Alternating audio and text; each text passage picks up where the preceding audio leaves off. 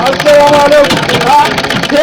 Tela. sai oga. Ya garin ne? Allah lafiya. Ya kamata ban kawo na budurwa ta fa. Wallahi Allah ka san yanzu sai ana yi ana haka. Wallahi ka san wata besti garin ya kamata bimfa ta wallahi. Gaskiya kamata ka zo ne picture. To yanzu ya ake cikin shi zan kawo shi. Okay to. Kabari. Ya ga ne. Musallama ma bazan. Ya da wanda ke kan yau.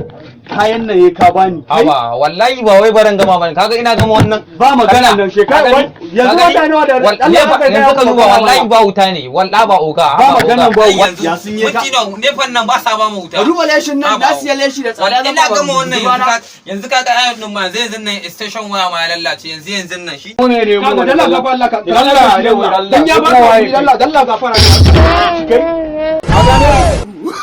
kame ɗinkin ka zo gobe ka karɓi ɗinkin zan biya kuɗin ma gobe da ƙarfe yawa ka zo da sassafe kana zuwa ya gama maka yanzu nan sai dole ma kakka wani damu ana tare sai kuma ka gama mai kayan shi yanzu zan ba shi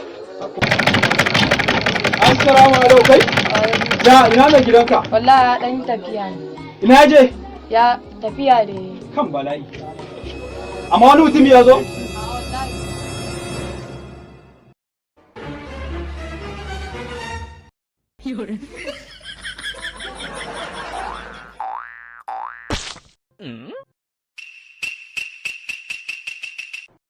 Ko ina ugonka? wallahi ba Ɗayan abokin shi fa. wallahi yanzu na ya fita amma ya ce yanzu zai dawo Oye to barin zauna a nan ina jiran shi. What? No. What? Ayo.